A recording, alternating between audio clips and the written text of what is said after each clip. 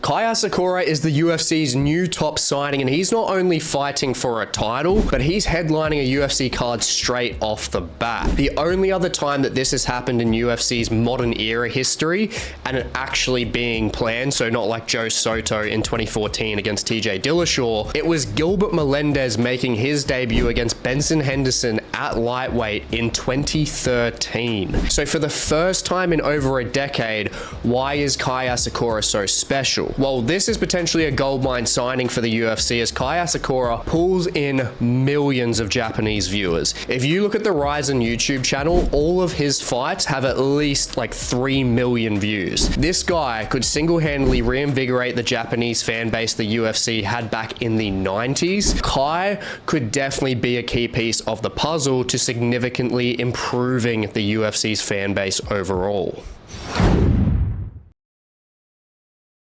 Kai Asakura doesn't just collect a huge fan base for absolutely no reason, because through rizin, Kai Asakura was a 2-time 135-pound champion, and stylistically, he is definitely what the UFC wants. He has beaten notable names such as Manel Kape in a war that he won by a split decision in 2018. He beat Juan Archuleta in his most recent fight by a TKO, and most importantly, Kyoji Horiguchi by KO in 2019. And he's now 31 years old. He stands at 5'8" with a 69-inch reach, which is mid-range in the UFC's flyweight division at the moment. He's got a record of 21-4, so he's gone 5-1 with decisions, 3-0 with submissions, and 13-3 with KOs. So it's clear to say that he's a bit of a KO machine, but one of the key points that we need to look at here is that most of his fights in his career have been fought at bantamweight. He has gone 16-3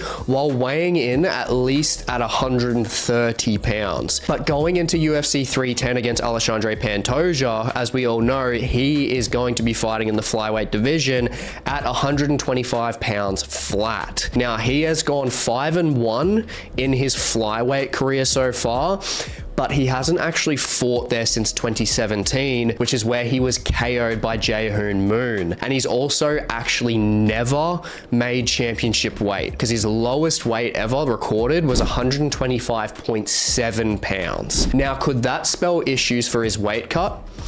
Possibly. And that's really emphasized by the fact he's never fought 5 rounds in his whole entire career. And his style of fight could honestly make or break his career in the UFC with that weight cut. Even though it's just half a pound from his lowest weight that he's recorded, it can still make the difference in terms of that durability and that stamina.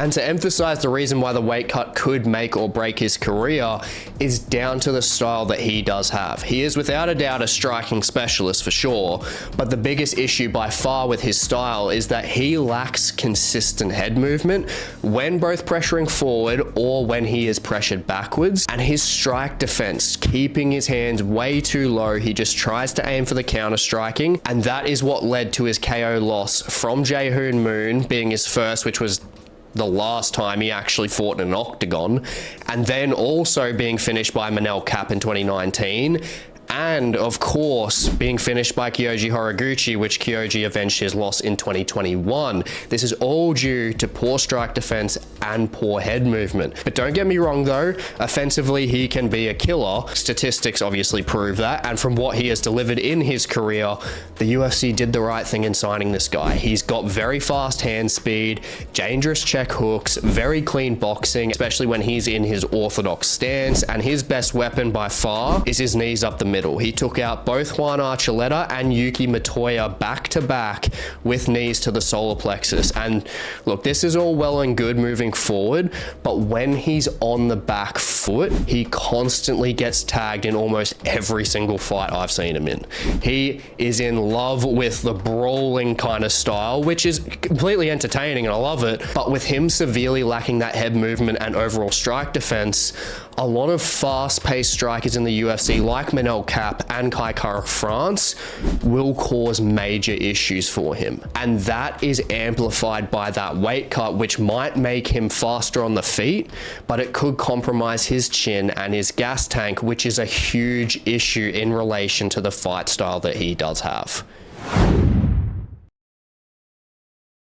Now, the wrestling is the most underrated part of Kai's game, especially his takedown defense, because he has very clean sprawls, he's good at applying the whizzer and also controlling the wrist. He's very, very good with his takedown defense, but that's where it's going to be very fascinating to see how it translates against high-level wrestlers like Pantoja and guys like El Bazi moving into the UFC. And his takedown offense isn't used a whole lot, but he does level change when he tends to be in heavy danger, which he showed against Manel Cap, executing a nice double leg takedown. And he also has nice single leg trips in his arsenal as well. And on the ground itself, he is very good at transitioning on top and maintaining control on the back with the seatbelt grips. But realistically, that's the extent of his wrestling that we've seen so far, because he just loves his striking style.